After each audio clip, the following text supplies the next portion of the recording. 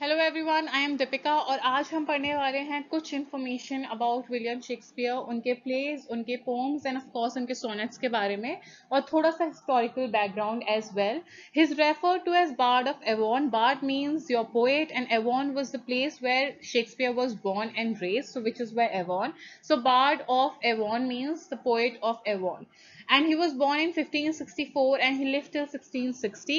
These are the factual details which you must be aware of. English poet and playwright William Shakespeare was born and raised in Stamford upon Avon, which I've already told you. Shakespeare literary life can be divided into four main periods. जैसे कि हमें पता है Shakespeare ने बहुत सारे place लिखे थे और बहुत सारे sonnets and some poems as well. तो उन सारे के सारे जो भी इनका राइटिंग करियर था उसको 4 पीरियड्स में डिवाइड किया गया है. पहला शुरू होता है 1585 एंड इट इज स्टिल 1594, जिसमें इन्होंने 26 सॉनेट्स लिखे थे और 7 प्लेज लिखे थे. और इस टाइम पे उनकी राइटिंग में क्रिस्टोफर मार्लो का जो एक और प्ले राइट थे इस टाइम के, उनके कंटेम्प्रेरी थे, उनको उनका पूरा का पूरा इन्फ्लुएंस देखा जा सकता है. He wrote Henry six, all the 4 parts this time around this time, Richard 3, Titus Andronicus, comedy of errors, taming of the shrew, and Shakespeare poems Venus and Adonis and Rape of Lucrece were all written during this period. Next is your second literary period, which starts from 1594 till 1600. To Shakespeare's second period is attributed his chronicle, history plays and joyous comedies. बहुत सारे historical play लिखे गए थे इस time और कुछ comedies as well. Historical plays such as Richard II, Henry IV Part 1 and 2 and Henry V. Comedies were Midsummer Night's Dream, The Merchant of Venice, Much Ado About Nothing, As You Like It and Twelfth Night. Then is your third literary period. It starts from 1601 and it is till 1608.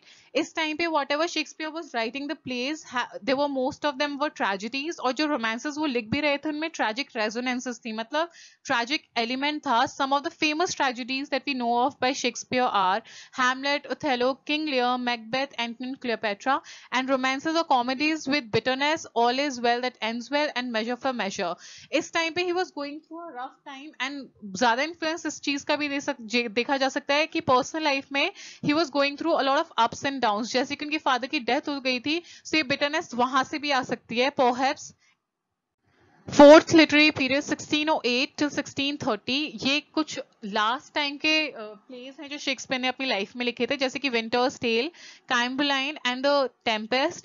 In plays में आप देख सकते हैं cynicism होता है जब आप किसी भी चीज पे जल्दी से बिलीव नहीं कर सकते या you are in lot of doubt, और resignation when you not interested in anything, और आप इतना एंटरटेन नहीं हो रहे हैं या फिर आप इतने हैप्पी नहीं है, इन्वॉल्व नहीं है किसी चीज में. और इस टाइम पे उन्होंने कोलैबोरेशन, मतलब किसी और के साथ, किसी और प्ले राइट्स के साथ जो लिख के उन्होंने काम किया था, उनमें से एक है Henry eight and two noble kinsmen. ऐसा बोला जाता है, we not sure about it. First folio, it is very important because first folio is one very reliable source जिसमें कि शेक्सपियर की कॉमेडीज, हिस्ट्रीज और ट्रेजेडीज जो भी प्लेज हैं उनको एक साथ कंपाइल करके रखा गया है and it was published in 1623. अब बहुत सारे ऐसे प्लेज हैं शेक्सपियर के जिसकी ऑथरशिप, मतलब we don't know if they were actually written by Shakespeare और नॉट. सो इस पर्टिकुलर सोर्स को जिसको हम फर्स्ट फोलियो की तरह रेफर करते हैं, it is considered a reliable source, मतलब भरोसेमंद सोर्स कहा जा सकता है कि जितने 36 प्लेस जो इस फोलियो में हैं, they all were written by Shakespeare. Also it was written by John Hemings and Henry Condell. एक ड्रामा कंपनी जिसके लिए शेक्सपियर उस वक्त ड्रामा लिखा करते थे, उनमें उनके जो कलीग थे दो, एक थे जॉन हेमिंग्स और दूसरे हेनरी कॉन्डेल. उन्होंने ये 36 प्लेस को कंपाइल किया है फर्स्ट फोलियो में एंड इट इज कंसिडर्ड कि वो डेडिकेट की गई है William Herbert, third earl of Pembroke, और his brother Philip Herbert.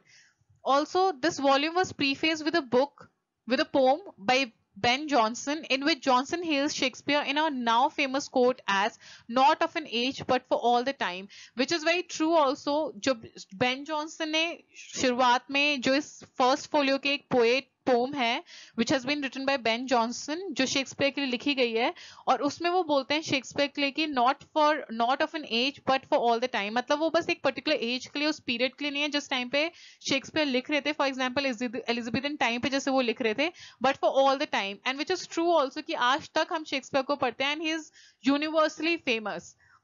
Shakespeare's sonnets. We all know that Shakespeare had written 154 sonnets, and out of those 154 sonnets, sonnets 1 to 126, in which the poet strikes up a relationship with a young man, and sonnets 127 to 154, which are concerned with the poet's relationship with a woman, variously referred to as the dark lady or his mistress. तो 1 से लेके 126 जो हैं वो relationship किसके साथ describe करते हैं, यंग मैन के साथ, और उसके बाद के जो सॉनेट्स है 127 टू 154 वो एक रिलेशनशिप को या फिर एक ब्लैक लेडी को डेडिकेट किए गए हैं।